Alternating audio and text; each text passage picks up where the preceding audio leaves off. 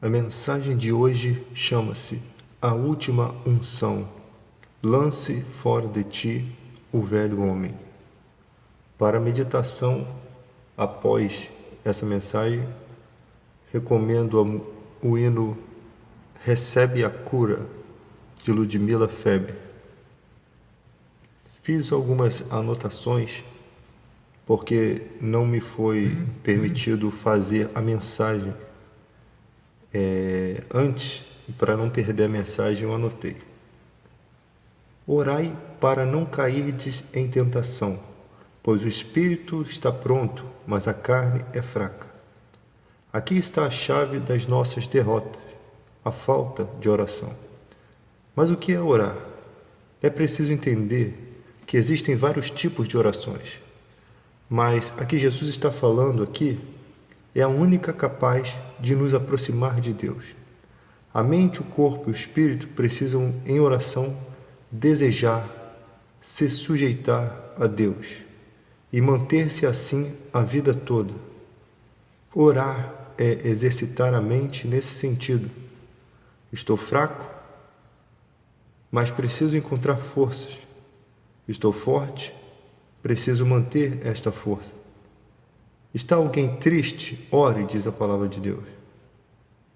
A alegria é fruto do Espírito Santo. Não é um sorriso, e sim a alma alegre e desejosa de não pecar.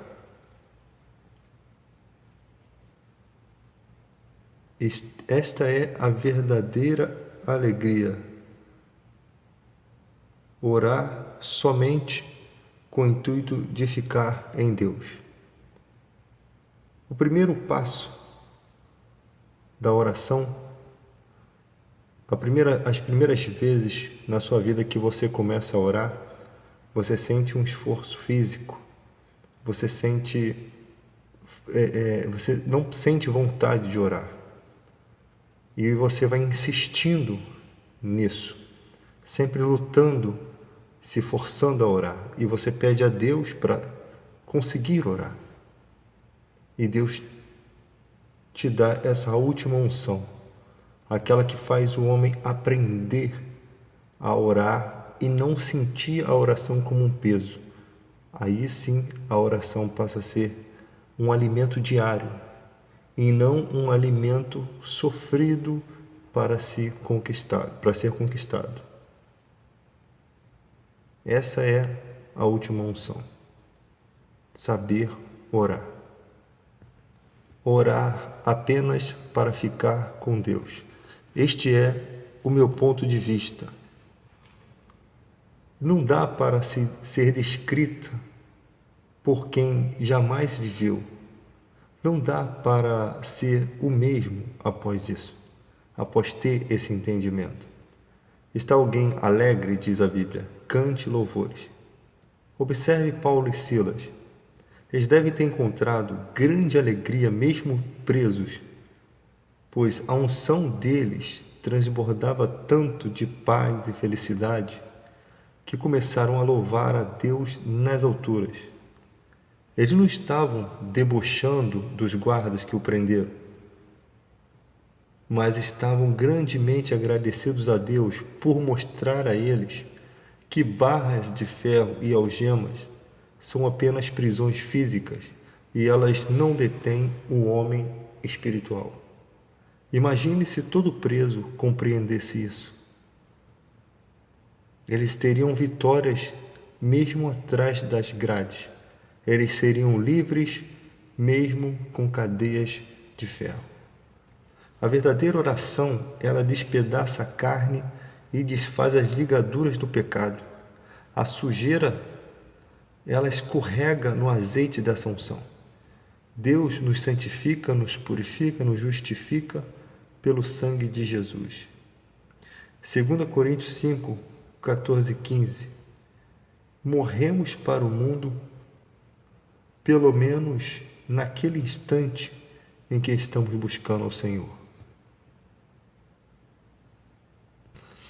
Quando você aprende isso, você jamais esquece. A sua vida, ela vai ser daí para frente. Você chegou a um momento em que cumpriu-se algo em sua vida. E eu posso dizer que cumpriu-se em mim uma profecia que foi dada na minha igreja, onde dizia: o vaso de barro tem que ser quebrado e o azeite desse vaso de barro, né, que estava para que o vaso não se rompesse, não se perdesse, né, para que não se quebrasse, ele teve que ser transformado em um vaso de ouro e esse azeite ser colocado, lançado dentro desse vaso de ouro. Quando eu ouvi essa profecia, eu sabia que era para mim, mas eu não entendia o que significava. Ela era uma resposta daquilo que eu vinha pedindo a Deus. Eu pedia a Deus para conseguir orar, porque eu sabia que todas as minhas fraquezas eram devido à falta desse compromisso. Você pode entender o que você tem que pregar, o que você tem que estudar na Bíblia, mas se você não entende que tem que orar, se você não ora, você não tem força. Você não compreende por que você vai à igreja, por que você lê a Bíblia e continua sempre caindo nas mesmas fraquezas. É capaz de acontecer isso mesmo você estando orando, mas você tendo um entendimento de como se chegar a Deus, você começa a quebrar esse tipo de coisa. Então o que resta-me agora é a resistência dos meus pensamentos, da minha carne, mas talvez também possa ter chegado a minha hora de partir. Não sei, é uma das coisas que a gente pensa.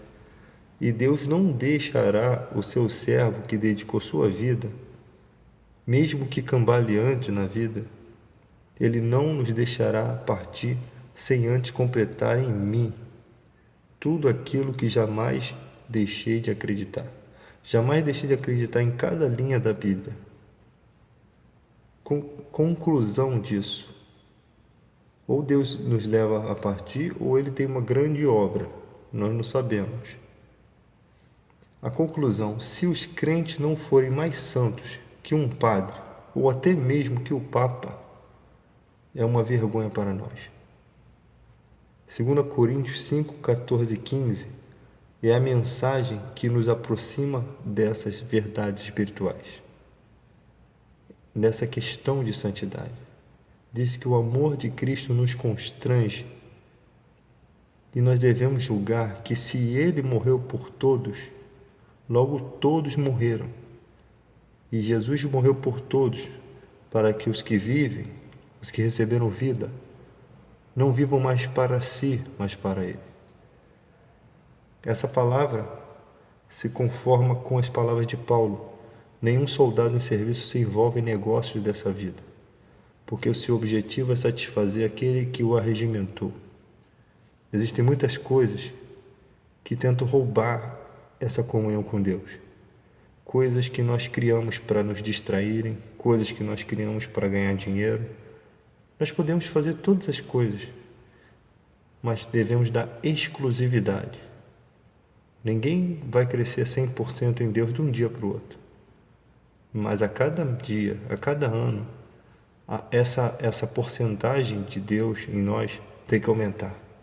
Essa graduação de doação de nós mesmos pela obra de Deus tem que continuar.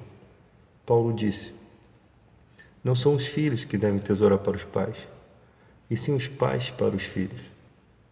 Somos nós que temos que deixar para esse mundo grandes ensinamentos espirituais, grandes riquezas espirituais. Existem muitos pastores, mercenários, mas as ovelhas não ouvirão a voz deles, porque eles imitam a voz dos verdadeiros pastores. Eles não foram enviados por Deus. Uns foram e se perderam com Balaão. Outros nem sequer foram jamais enviados por Deus. Quando o Evangelho veio de encontro com eles, se é que veio, eles, naquele instante, negaram o Evangelho. Alguns, como a parábola do semeador, abraçaram por um tempo, se alegraram e viram as provações e preferiram mais o prêmio da injustiça, preferiram enriquecimento, preferiram uma porção de status. Eles nunca descobrirão os tesouros de Deus. Diz a Bíblia que Ele reserva a verdadeira sabedoria para os retos e é um escudo para aqueles que caminham na sinceridade. Deus não deixa o seu coração se abalar com essas coisas. Deus não deixa você pensar que você é insignificante, porque você sabe que você tem a verdade. Não importa o quanto falam ou quanto criticam a sua mensagem, Deus nos fez tão fortes que nada que seja destrutivo, Ele pode entrar no nosso coração. Somente as críticas construtivas forjam o nosso caráter. O restante não tem valor. Críticas, ofensas, não tem valor. Mesmo que às vezes a gente tenha que responder à altura e requerer das pessoas o motivo de tal crítica. Mesmo que às vezes a gente perca tempo com essas coisas. Tenha que provar alguma coisa. Não importa. O que importa é estarmos ligados em Deus. E não deixar e não permitir que nada roube essa conexão, nada roube essa unção, nem os desejos dos nossos olhos, nem os desejos do nosso coração. É um dia de cada vez, porque o pecado é como uma droga. Ele viveu em nossa vida por muito tempo. É a hora de arrancarmos isso com a oração, se escondendo no esconderijo do Altíssimo. Encontramos refrigério para nossa alma e Ele nos guia mansamente às águas de descanso. Que Deus abençoe a todos. Até a próxima mensagem, se Deus assim permitir.